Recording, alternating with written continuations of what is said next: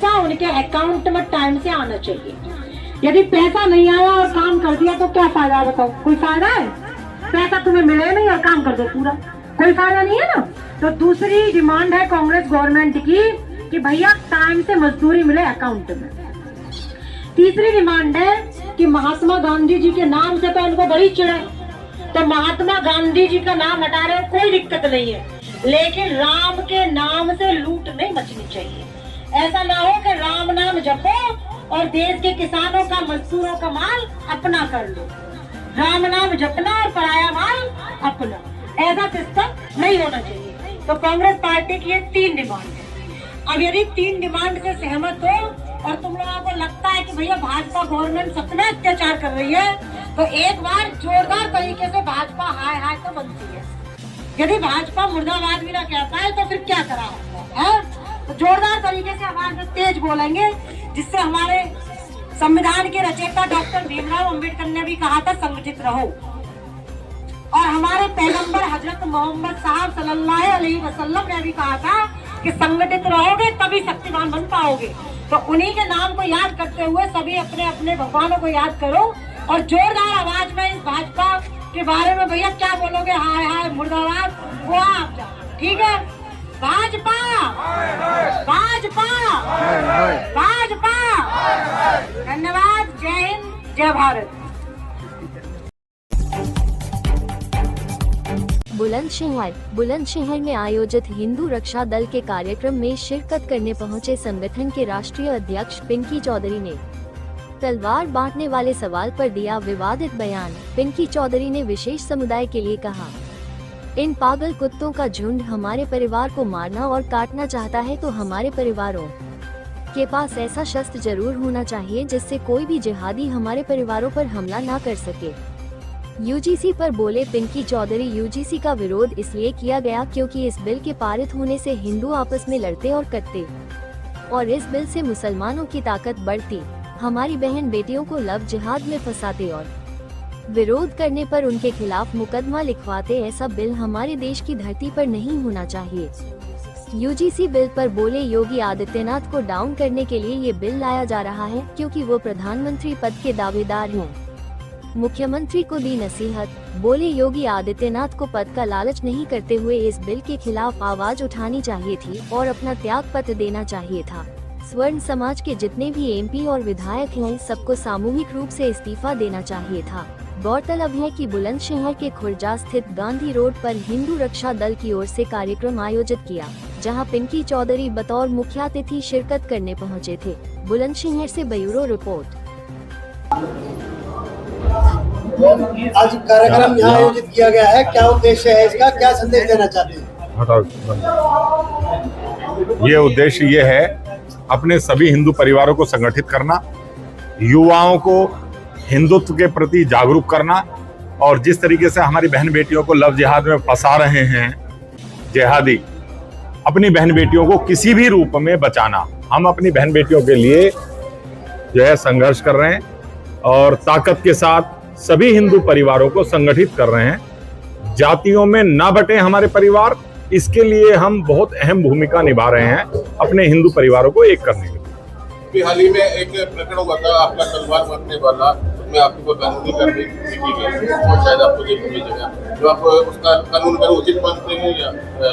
देखिए, जिस तरीके से बांग्लादेश में हिंदू को चिन्हित करके काटा गया, मारा गया, बहन बेटियों के साथ बलात्कार किया गया, उन सभी चीजों को देखते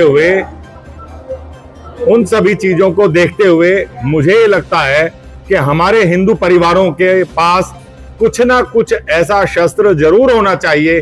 अगर इन पागल कुत्तों का झुंड हमारे परिवारों को मारना और काटना चाहता है, तो हमारा परिवार को उससे बचना आना चाहिए और हमारे परिवारों के पास कुछ ना कुछ ऐसा शस्त्र जरूर होना चाहिए जिससे कोई भी जिहादी हमारे परिवारों पर हमला ना कर सके। तो देखो, एक तरफ आप हिंदू संगठन एक कर रहे हैं, हिंदू एक हो जाए, कहीं ना कहीं यूजीसी को लेकर के क्या कहेंगे, हिंदू को तोड़ने का काम किया जा रहा है। देखिए, यूजीसी का विरोध हमने किया था क्योंकि पहले तो ये आरक्षण जब हुआ था, आरक्षण होना ही नहीं चाहिए था। जब से ये SC ST का जो आरक्षण इन्होंने लागू किया था पिछली सरकारों ने, तो उसमें हिंदू में बहुत ज्यादा मतभेद हो गया था, एक तरीके से बहुत बड़ी खाई हो गई थी। और ये यूजीसी का जो बिल अब लाने की जो कार्रवाई ये कर रहे थे, जिसमें सुप्रीम कोर्ट ने रोक लगाई है, वो बिल तो इतना भयानक था, इतना खतरनाक था कि हिंदू आपस में ही लड़ते। और आपस में लड़ना नहीं है, हिंदू को संगठित होना है, ताकतवर होना है। और इस बिल से मुसलमानों की भी ताकत जो है बढ़ती। अगर वो हमारी बहन बेटियों को लफ्ज याद में फंसाते और हमारी बहन बेटियां मना करती तो वो मुकदमा कायम करते।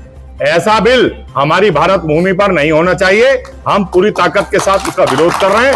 और आगे अब तो सुप्रीम कोर्ट ने रोक लगाई है, लेकिन आगे कोई भी ऐसा बिल ना लाए।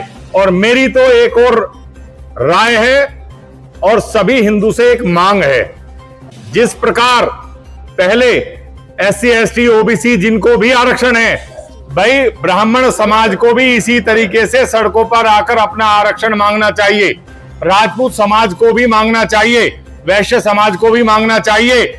जब सभी को आरक्षण दे दिया जाएगा तो सभी का समान हो जाएगा। या तो आरक्षण खत्म हो और नहीं तो सबको आरक्षण मांगना चाहिए।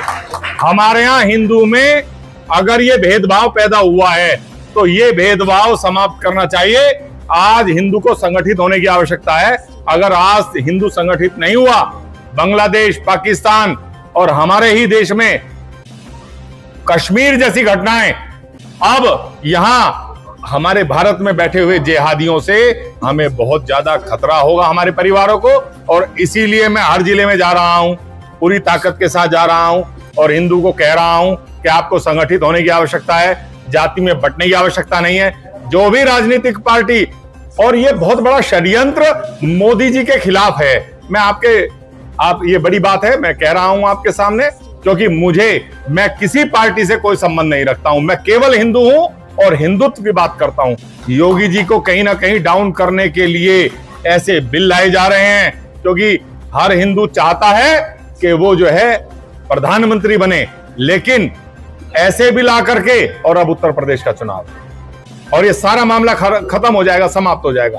और पता नहीं योगी जी को भी पता नहीं कौन कह रहा है, योगी जी किस राह पर चल रहे हैं। तो योगी हिंदू को ही कह रहे हैं कि उपद्रवियों का इलाज किया जाएगा। अरे भाई, कभी हिंदू ने उपद्रव किया ही नहीं, कभी हिंदू ने हिंसा की ही नहीं। और ये बयान कहना योगी जी का, तो हर हिंदू के मन में एक टीस है। मैं कहना चाहता हूं कि योगी जी आप समझें, इस बिल के खिलाफ आपको जो है मुख्यमंत्री पद का लालच न करते हुए त्याग पत्र देना चाहिए था। अगर योगी जी इस काम को करते तो सभी संगठित होकर के हिंदू पूरी ताकत के साथ उनके पीछे लगते। चलो खैर, जय श्री राम। आहत होकर सिटी मजिस्ट्रेट ने इस्तीफा दिया और उसे बंधक बनाया, अधिकारियों ने उसे बंधक बना के, क्या कहेंगे? देखिए, मैं तो एक बात और कहना चाहता हूं, सिटी मजिस्ट्रेट की बात नहीं है, जितने भी MP हैं, विधायक हैं, सबको ही इस्तीफा देना चाहिए था। नहीं तो आने वाला समय इतना घातक होगा, क्योंकि बांग्लादेश में आप देखिए, कोई ST ST या OBC या किसी को जाति देखकर नहीं मार रहा है। जो कट्टरपंथी मार रहे हैं वो सीधा हिंदू देख करके उनको मार रहे हैं। और यहाँ भारत में किस प्रकार की लड़ाई है? जातियों की लड़ाई। ये जातियों की जो लड़ाई है, मैं ये कह रहा हूं, एक बार में सामूहिक रूप में लोकसभा में बैठे हुए लोग भी इस्तीफा देते, विधानसभा में बैठे हुए लोग भी इस्तीफा देते, जब काम आता, जब लाभ होता। अब पता नहीं क्या हमारे राजनीतिक नेता जितने भी हैं, वो सत्ता के लालच में उन्होंने अपनी आंखें जो है कबूतर की तरह बंद की हुई है। लेकिन कोई बात नहीं, हम लोग इसीलिए सड़कों पर हैं, इसीलिए हिंदू को संगठित कर रहे हैं और ताकत से संघर्ष करते रहे।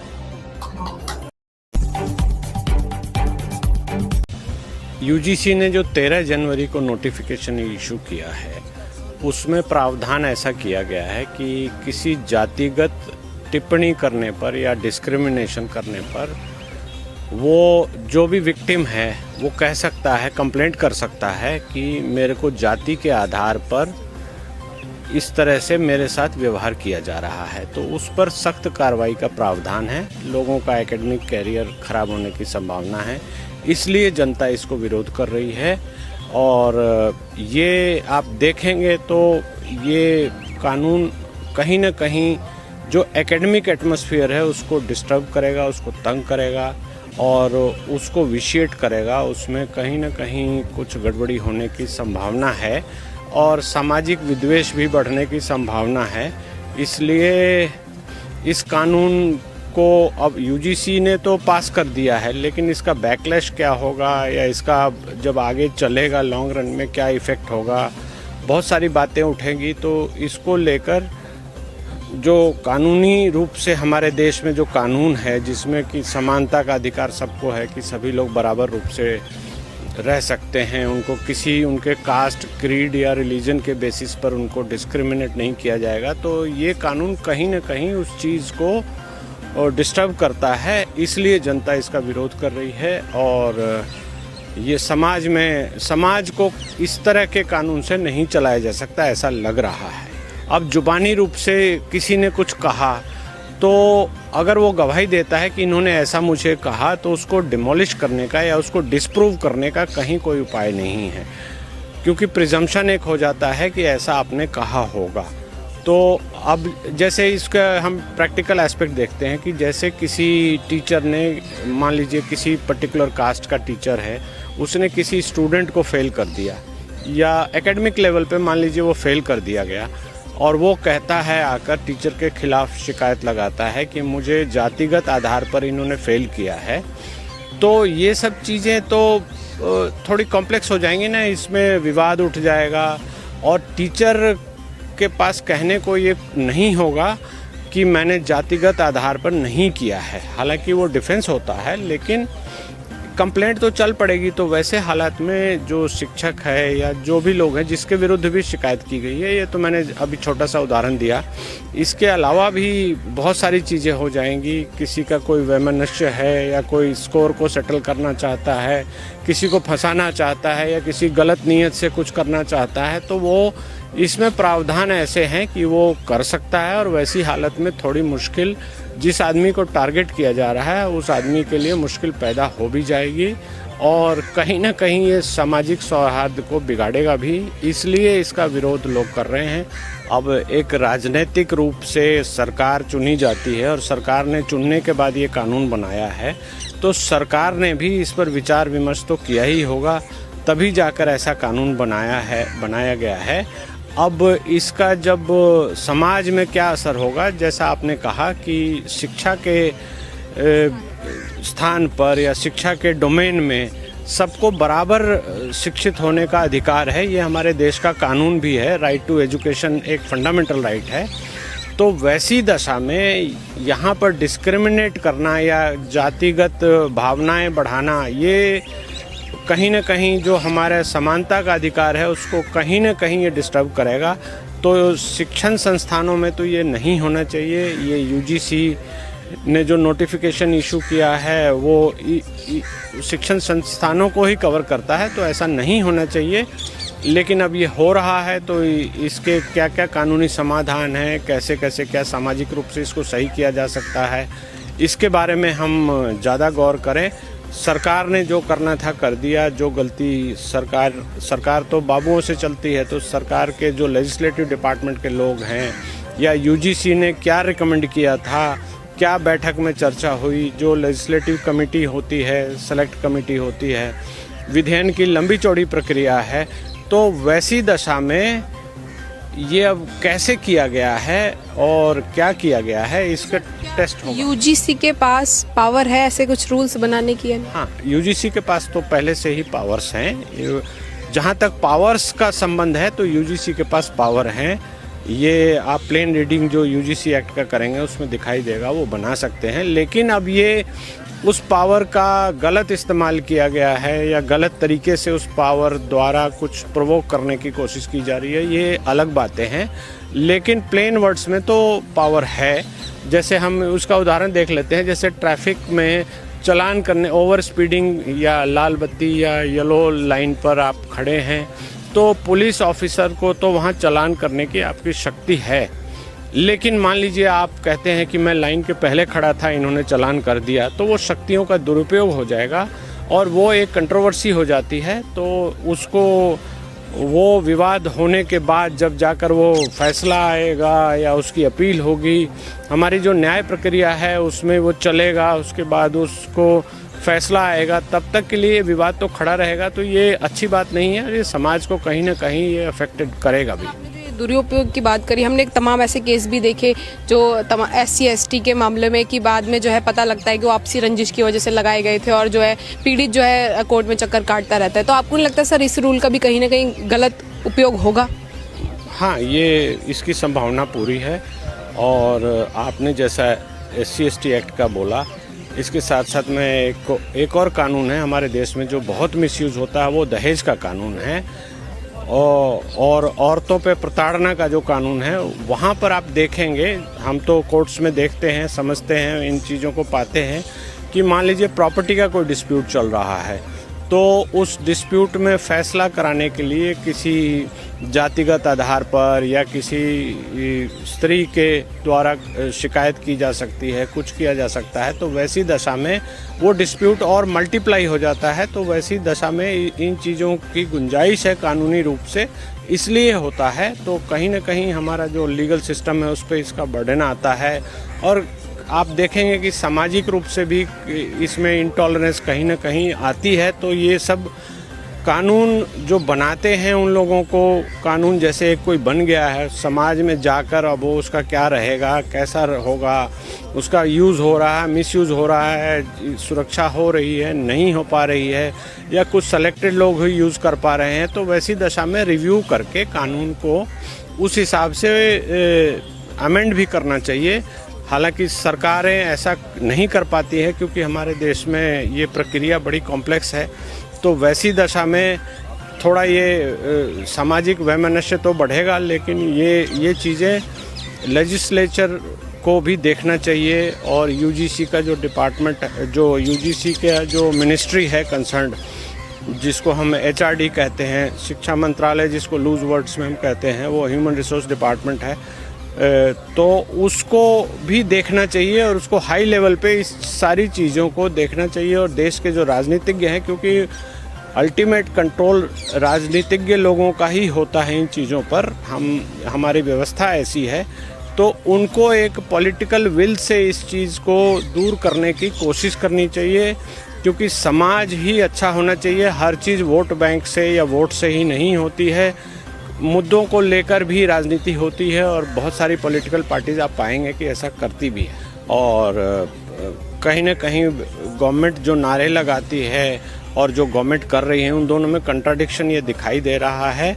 और गवर्नमेंट को इस सिचुएशन को प्रेसिपिटेट होने से रोकना चाहिए और ये देखना चाहिए कि शिक्षा क्षेत्र में समाज अगर उत्थान की ओर जा रहा है तो संपूर्ण समाज जाए। कुछ लोग किसी को शिकार ना करें या किसी को कुछ लोग अलग ढंग से ना बोलें, तो उस दिशा में सरकार को गंभीर चिंतन करके इस चीज़ को रिव्यू करना चाहिए कि समाज में इस तरह से बांटने की राजनीति कहीं ना कहीं इस कानून द्वारा हो रही है। तो इसको वापस लेना चाहिए या इसका कोई और रूप बनाना चाहिए।